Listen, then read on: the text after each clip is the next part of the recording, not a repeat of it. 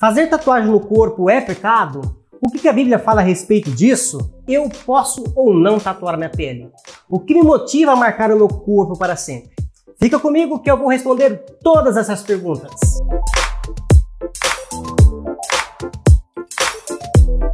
Sejam muito bem-vindos! Anderson de Aguiar mais uma vez com vocês e pela última vez neste ano de 2021. Aliás, gente, esse ano foi muito bom para o canal, bati os 1000 inscritos, já estou quase chegando aí nas 4000 horas e eu tenho só que agradecer a todos vocês de todo o meu coração por todo o apoio, todo o carinho de cada um de vocês, ok? Muito obrigado pela inscrição, pelos likes, pelos comentários, pelos compartilhamentos nas redes sociais, que são bastante, né, gente? E também por acreditarem no crescimento deste canal. Então, desejo a todos um feliz ano novo, repleto, gente, de boas notícias, de realizações, tá ok? Boas festas para todo mundo. Pessoal, muita gente aí perguntando e pesquisando se tatuagem é pecado mesmo e o que a Bíblia fala a respeito disso. Eu vou responder algumas perguntas e deixar a minha opinião, tá? Você pode concordar ou não e tá tudo bem, não tem problema. Aproveita e conta para mim aqui nos comentários para eu saber se você de fato é contra ou a favor. Mas vamos lá, pessoal. Tatuagem é uma prática muito antiga que atravessou milênios e permanece forte até os dias de hoje. E apesar de muita gente aceitar que hoje em dia é normal, muitos ainda consideram um tabu. Agora existem evidências arqueológicas que afirmam que por volta dos anos 4000 até os 2000 a.C., os egípcios já faziam as suas tatuagens. Outros povos nativos, como os da Polinésia, das Filipinas e Indonésia, também faziam as suas tatuagens em rituais religiosos. Eu não vou falar a respeito da origem das tatuagens, mas sim dos seus propósitos ou das motivações, ok? Então, já de cara, eu digo que para fins estéticos, a Bíblia não fala nada a respeito. A única passagem onde ela vai mencionar a proibição está em Levíticos 19:28, que diz assim na versão O Livro: tampouco devem dar-se golpes na vossa carne ou fazer marcas na pele a título de ritos funerários por causa de alguém que tenha morrido. Eu sou o Senhor. Analisando o contexto dessa passagem que está situado no Antigo Testamento, as tatuagens condenadas aqui por Deus eram feitas por alguns povos pagãos em homenagem, em rituais aos mortos, ou em outros rituais religiosos. Logo, este é o único texto da Bíblia que fala claramente sobre isso. Mas a gente sabe que o contexto aqui discutido é a idolatria. Um pecado, gente, que Deus abomina e vocês sabem disso.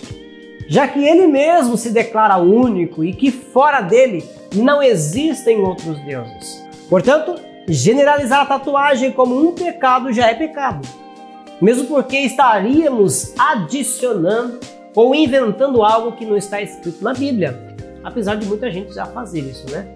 Então você pode me perguntar: Anderson, que tipo de tatuagem é pecado fazer? Eu tenho algumas respostas e a primeira é a tatuagem mal feita. E pode até parecer brincadeira da minha parte ou uma ironia, mas eu estou realmente falando a verdade.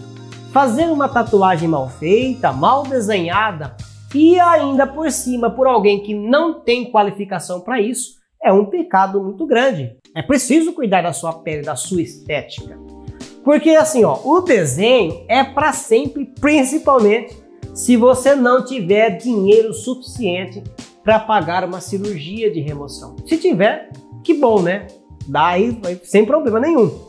Agora, continua comigo até o fim, não sai do vídeo que eu vou concluir a minha linha de raciocínio para você chegar na sua conclusão, tá bom?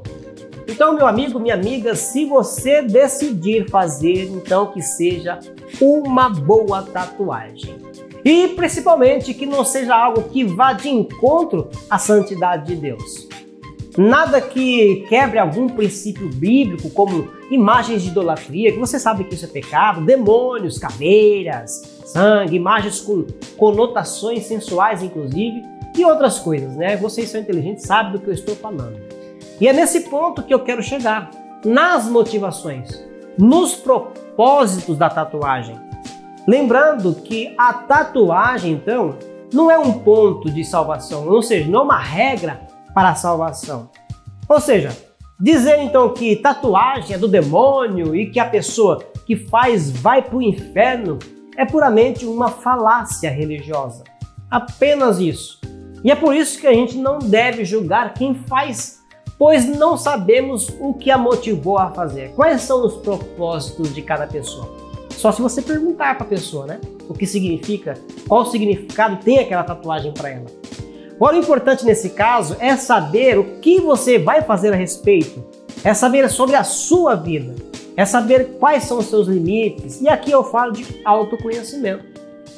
É preciso saber que nível de maturidade você está na sua vida, seja ela espiritual, seja ela emocional, não importa.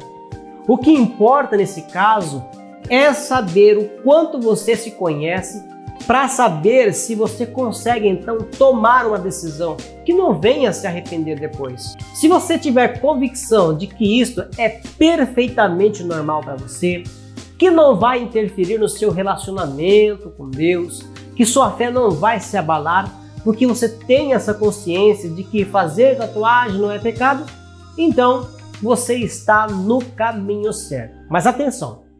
Eu não estou aqui fazendo apologia para a prática da tatuagem, ok? E nem tentando te convencer a fazer isso só porque eu acredito que não seja pecado. O que eu estou fazendo nesse vídeo é justamente te explicar que a tatuagem para fins estéticos não é pecado.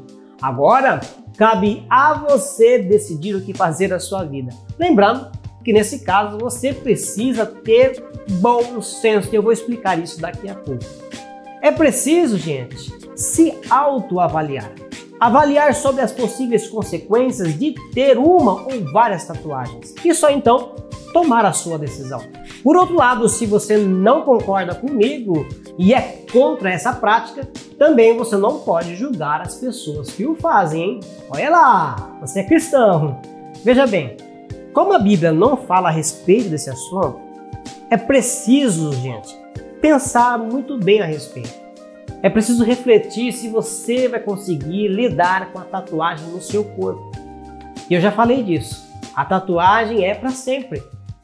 Se não tiver dinheiro para remover, é para sempre. Outro argumento agora que muitos usam para dizer que tatuagem é pecado, eles falam sobre o corpo ser o templo do Espírito Santo, lá em 1 Coríntios, capítulo 6, versículos 19 e 20. E eu falo novamente, gente, é preciso analisar sempre o contexto na qual os versículos foram escritos. A gente tem que parar com isso, a gente tem que parar de usar as passagens isoladas para justificar as nossas ações, principalmente em relação ao nosso próximo. E o que Paulo estava então ensinando aos crentes coríntios é que o nosso corpo não pode se contaminar com a prostituição ou com coisas ou com práticas pecaminosas que envolvem então a prática constante, a prática recorrente do pecado. E já que a Bíblia não fala nada sobre a tatuagem estética ser pecado, então não podemos vincular ela como algo que manche o nosso corpo, que de fato, gente, é templo do Senhor.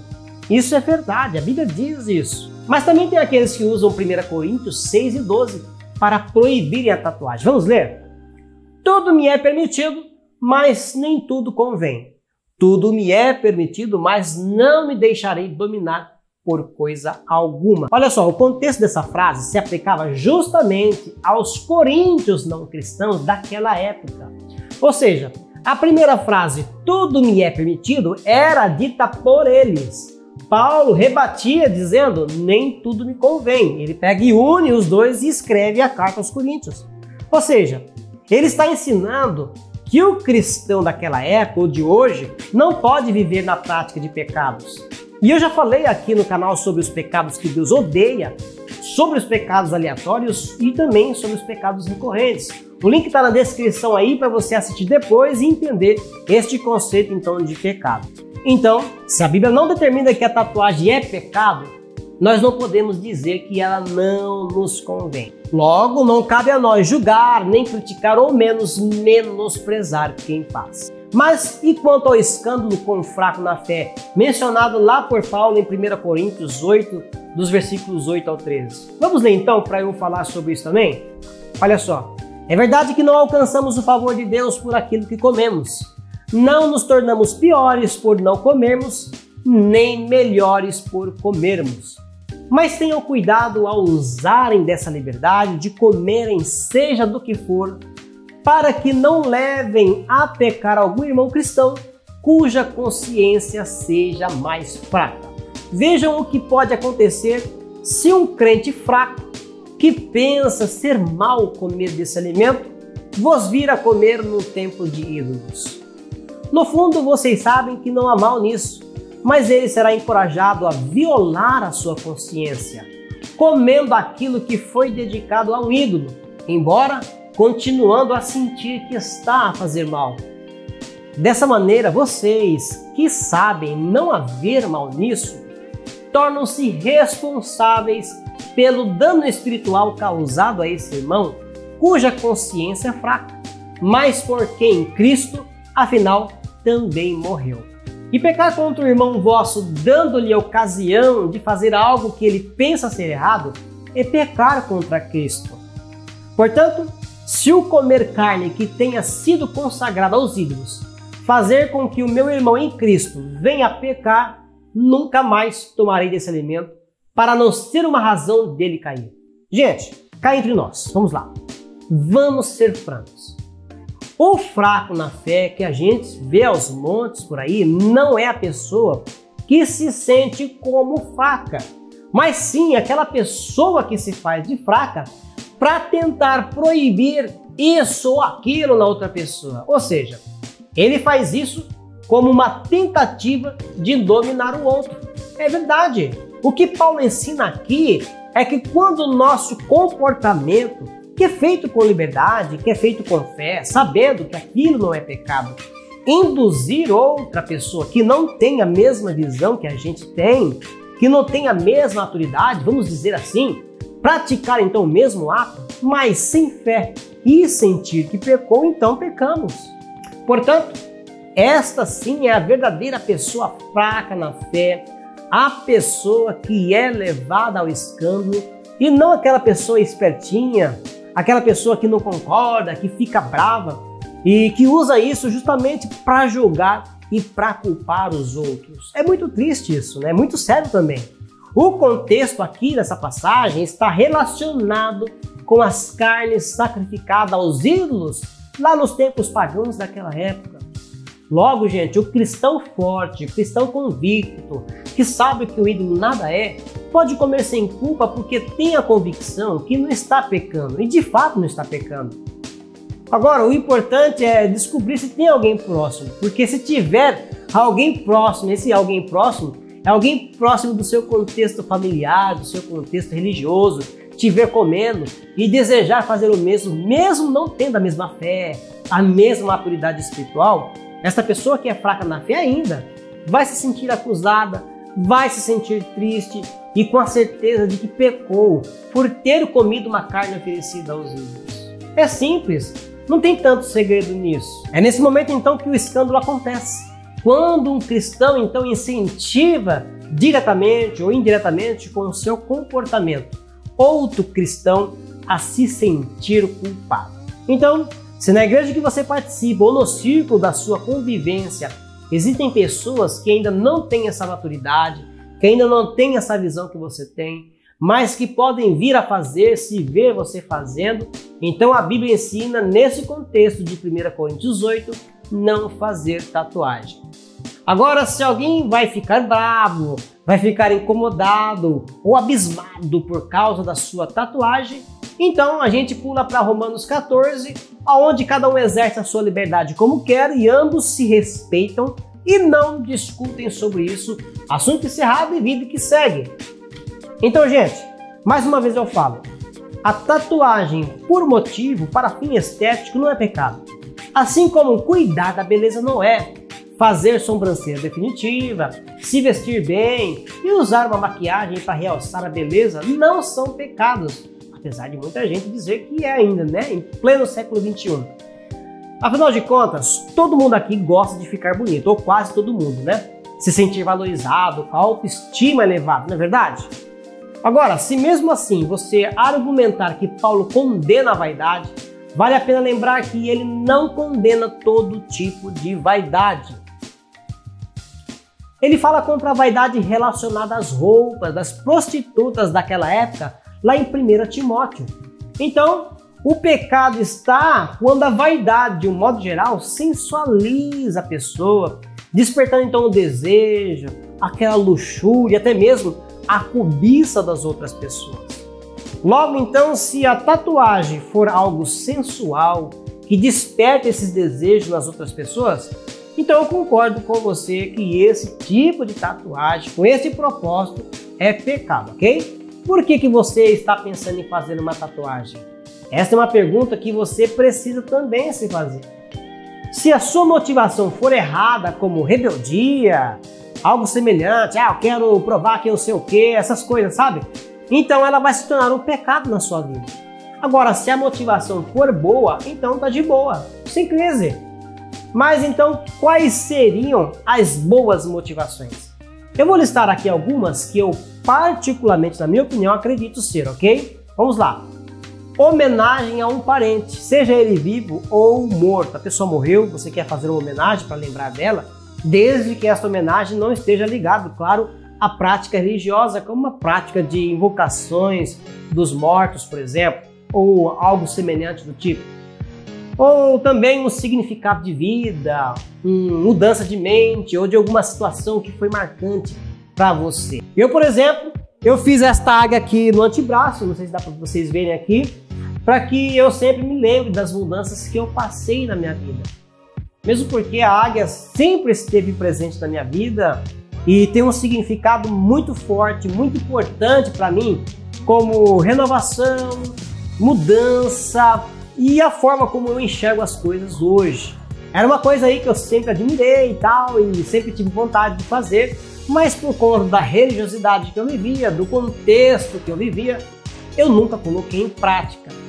Mas depois que eu abandonei a religiosidade, que eu abandonei os rótulos que me oprimiam, eu fui lá, pesquisei sobre o assunto, conversei com a minha esposa, então decidi realizar esse desejo antigo. E o primeiro desenho que me veio na mente foi a águia.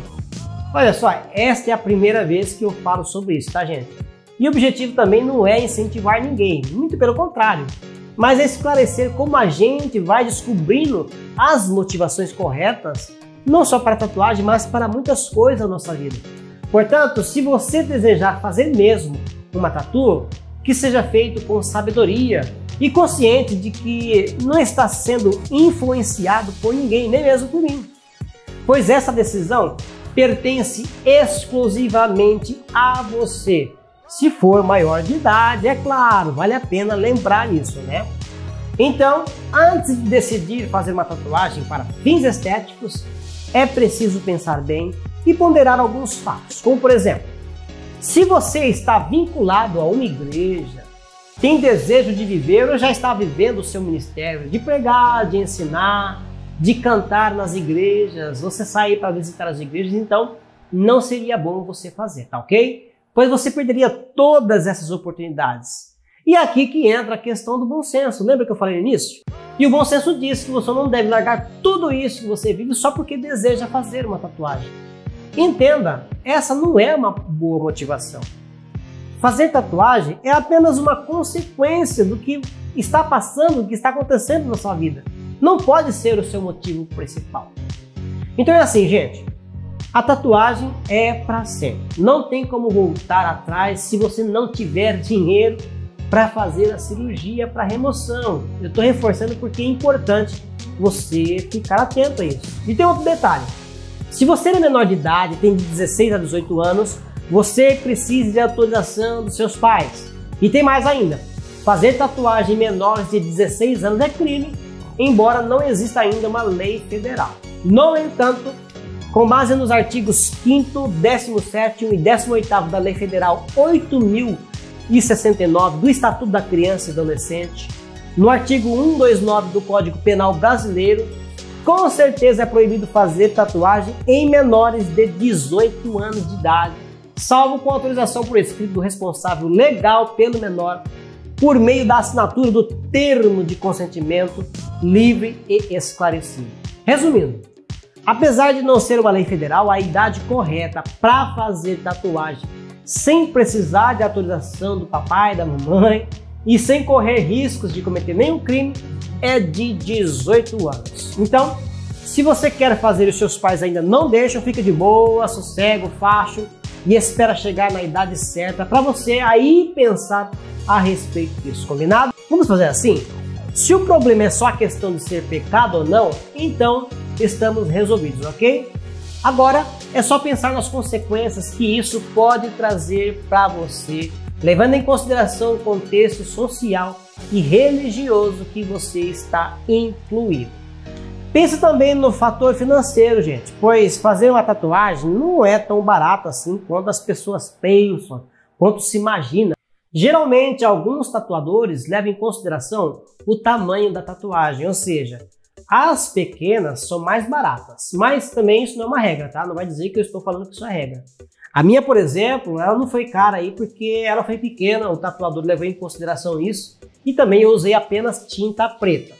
Observe também se o profissional é formado, tá? Se ele segue todas as normas de higiene, de limpeza, se tem os equipamentos esterilizados, se ele tem um local apropriado para te atender. Conheça também as avaliações dele lá nas redes sociais, por exemplo. Então é isso, pessoal. Eu não tenho muito mais o que ficar falando, enchendo linguiça aí a respeito disso. E eu acredito que eu já consegui responder as dúvidas de vocês.